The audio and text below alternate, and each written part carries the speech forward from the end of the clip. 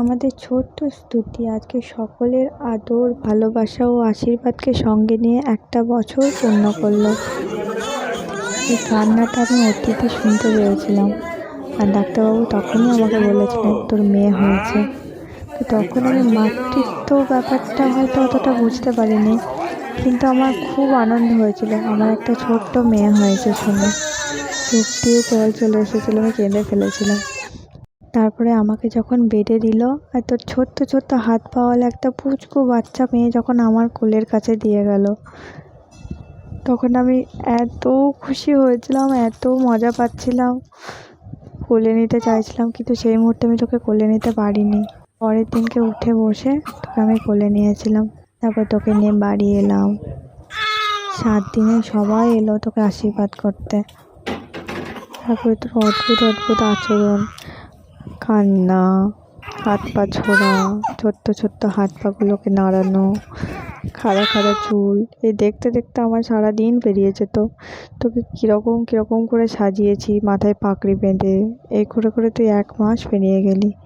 তারপরে এলো পুজো, মহালয়া শুনলাম তুই আর আমি একসাথে, দুর্গা পুজো এলো, এর মাঝখানে আবার একদিন দিদুন তোকে তেল ম্যাসাজ করে দিল প্রথম।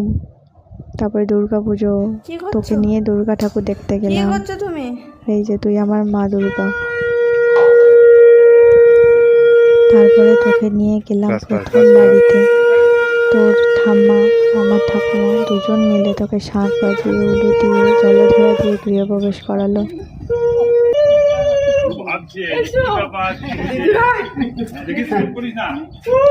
ঠাকুমা তুমি হয়তো আজকে নেই, কিন্তু তোমার অনুপস্থিতি আমরা সর্বক্ষণ অনুভব করছি এখানে।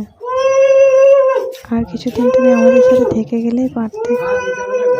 তুই অনেকটাই লাকি, তুই কিছুদিনের জন্য হলেও তুই আমার ঠাকুমাকে পেয়েছিস।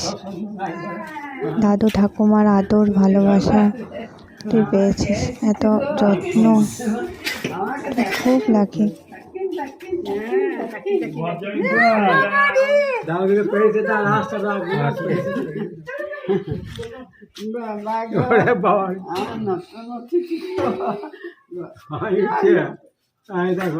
সেই দিনটা আমাদের খুব আনন্দ তোকে নিয়ে, খুব খুশি ছিল, সারাক্ষণ তোকেই দেখে যাচ্ছিল সবাই মিলে।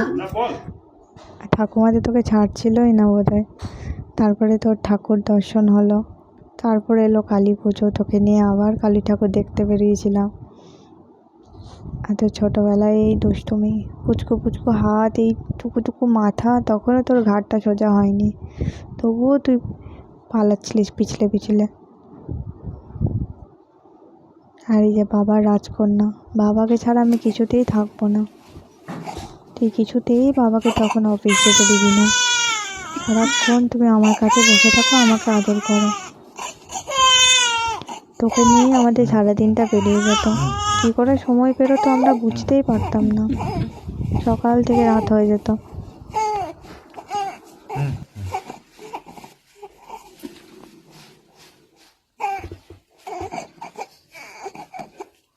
তোর এই দুষ্টুমিগুলো দেখতে দেখতে 3টে মাস পেরিয়ে গেল, তুই 3 মাসের হয়ে গেলি। তুই তারপরে এলো শীতকাল, তুই লেপ মুড়ি দিয়ে দাদুর সঙ্গে বসে টিভি দেখতিস, ছাদে যেতিস আমাদের সাথে একসাথে লেপ মুড়ি দিয়ে আমরা ঘুমাতাম। খুব মজা হয়েছে পুরো শীতকালটা জুড়ে। হাসো তো বুকাই, তারপরে তুই রেসপন্স করতে শিখলি, তুই বুঝতে পারতিস আমরা কি বলতে চাইছি, তুই আমাদের কথা শুনে হাসতিস, তুই তাকাতে পারতিস। তারপরে দাদু ভাইয়ের গাড়িতে তুই প্রথম উঠলি করে 1 জানুয়ারি বেরিয়ে গেল, তুই 4 মাসের হয়ে গেলি। তারপরে 26শে জানুয়ারি একদিন এলো, সেদিন তুই পতাকা নিয়ে ফটো তুললি।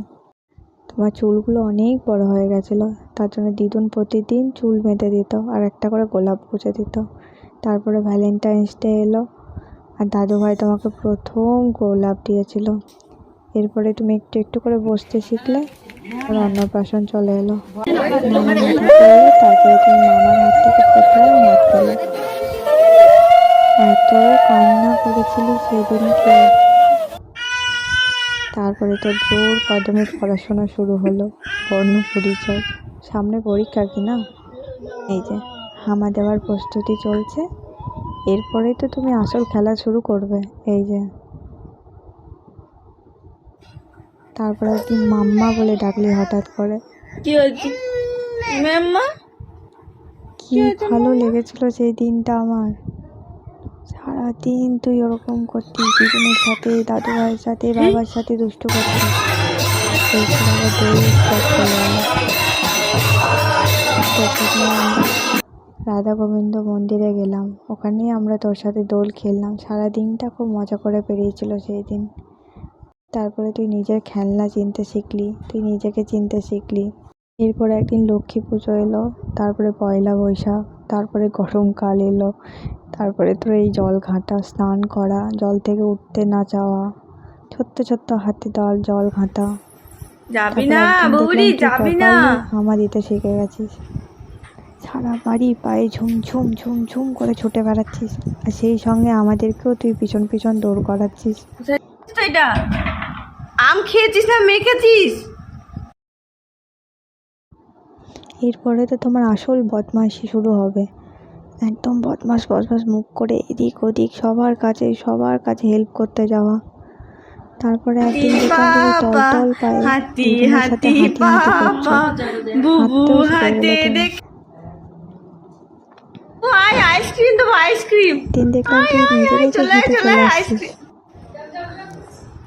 আইসক্রিম দেবো, ওখানে আছে ফ্রিজে। আরে আমার কাছে আয়। ছোট্ট ছোট্ট হাতটাগুলো ফ্রিজে কত নাই, বড় আমার হয়ে কাছে গেল, আছে, তুই আয়। নিজের পায়ে দাঁড়াতে শিখলি, বুবু হাঁটতে ফ্রিজের মধ্যে পারছিস। আইসক্রিম নাই, আমার কাছে আয়। আইসক্রিম কোথায় থাকে সেটাও তুই জানিস। কি করে এত বড় হয়ে গেলি বাবু, কি করে তুই বড় হয়ে গেলি কিছু বুঝতেই পারলাম না। প্রথম দিন যেদিন দিয়েছিল আমার কাছে, তখন মাতৃত্ব কী জিনিস হয়তো জানতাম না। আজকে আমি ভালো মা হয়েছি কিনা জানি না, কিন্তু আমি মাতৃত্ব কী জিনিস সেটা বুঝতে পেরে গেছি। একটা মুহূর্তও আমি এখন তোকে ছাড়া থাকতে পারি না বা ভাবতে পারি না। তোর বড় হওয়ার কোনো তাড়া নেই, তুই অনেক আস্তে আস্তে সুন্দর করে এই লাইফটা এনজয় করে বড় হ। এই দুষ্টুমিগুলো চালিয়ে যা, আমাদের খুব ভালো লাগে দেখতে। তোর কোলে উঠতে যাওয়া, তোর এই হাত ধরে হাঁটি হাঁটি পা পা করা, তোর জড়িয়ে ধরা, তোর আদর করা, সব কিছু নিয়ে আমরা একসাথে সব সময় থাকতে চাই তোর সাথে। শুভ জন্মদিন স্তুতি।